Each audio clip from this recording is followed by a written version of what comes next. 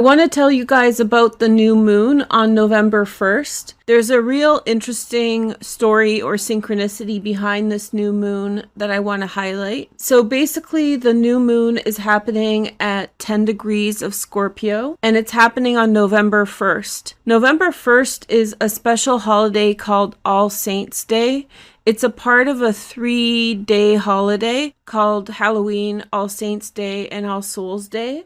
All Saints' Day and All Souls' Day were adopted by the Catholic Church in the 8th and 9th centuries, and Halloween actually goes back to the Roman era in the 1st century BCE, and it was a harvest festival, and then the church transformed that festival into an observation of the afterlife. So all three holidays concern themselves with the afterlife, and all three of them take inspiration from pre-Christian traditions. So the holidays actually look very different depending on what region of the world you're from. So people from Central America practice one version, Eastern Europe has a different version, and Western Europe has a different version of this holiday, but it's all through the Christian faith because that faith spread and colonized those regions, adopting the practices of the pre-Christian people. Anyway, but it's interesting that all of these holidays are talking about the afterlife. They all signify symbolism of rising up, a transformation of perspective, connecting the perspective from human experience to something greater than us. So there's this heavy symbolism here. And so there's actually like a deeper interpretation of this, and that is that there is a connection to the archetype of Scorpio. So Scorpio is symbolized by 4 animals, depending on who you ask, but there's 4 different ways of interpreting Scorpio. There's the scorpion that represents the base instincts and the kind of protection side of Scorpio. Then there's the snake, which is the transformation, shedding of the skin, and rebirth principle. And then there's the phoenix, which is often considered the resurrection point or the highest elevation of Scorpio, spiritual evolution, increased perspectives. Oftentimes the phoenix is not mentioned. So the snake and the phoenix sort of are mentioned sometimes, and at other times they're ignored. And then there's the eagle. And the eagle is that point after the snake in the symbolism that represents higher perspective and spiritual awareness. And that is actually one of the most ancient archetypes of Scorpio as a sign. And I'll explain to you why that is now. But yeah, so the eagle is this after the snake transformation from the base scorpion. You get the eagle, which represents higher perspective. And more importantly, the eagle represents elevation into the heavens, not heaven like in the Christian sense, but the pre-Christian heavens, the sky. And so the eagle represents the elevation of a person, a spirit, a god, or even perspective into the heavens. And that's very ancient.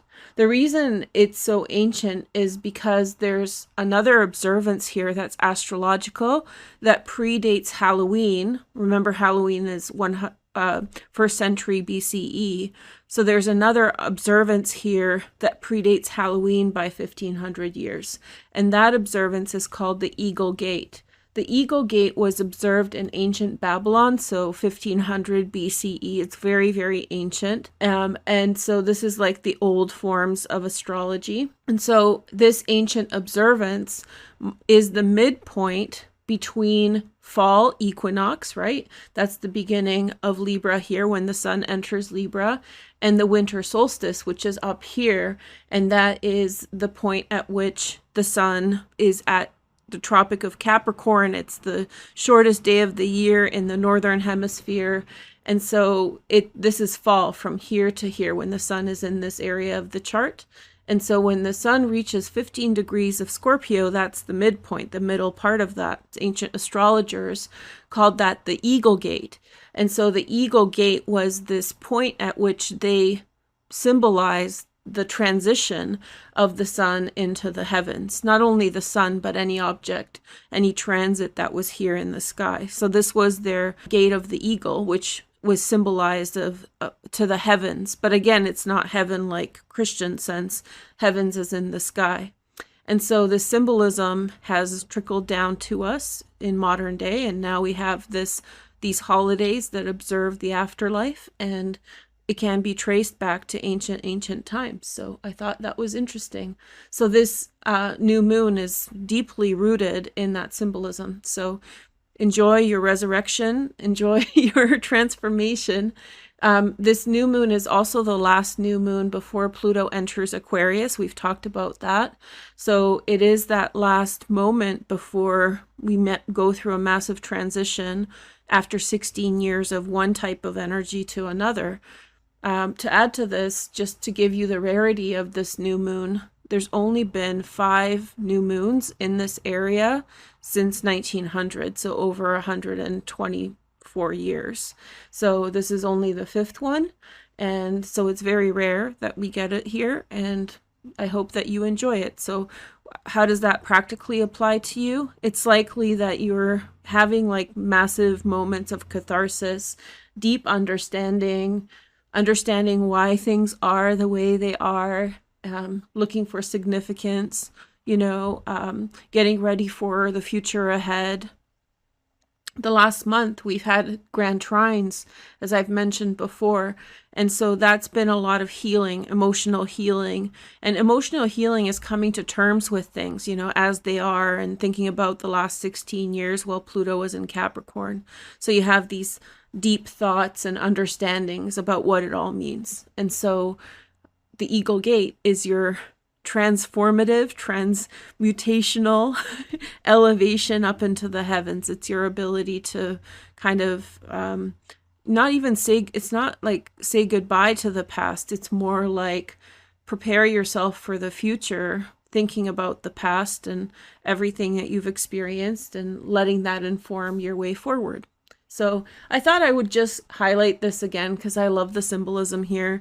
We're not going to get another new moon here till like 2035 or 43. So it's going to be a long time. So enjoy the new moon. I hope this adds your perspective. I have all signs somewhere else, so we won't do that here. But I will put a tarot card reading in the description. So if you're curious about these tarot cards, I'll write you guys something nice for there. Okay, have a happy new moon, and I'll talk to you soon. And if you want an all sign, then check out those videos. Take care. Bye.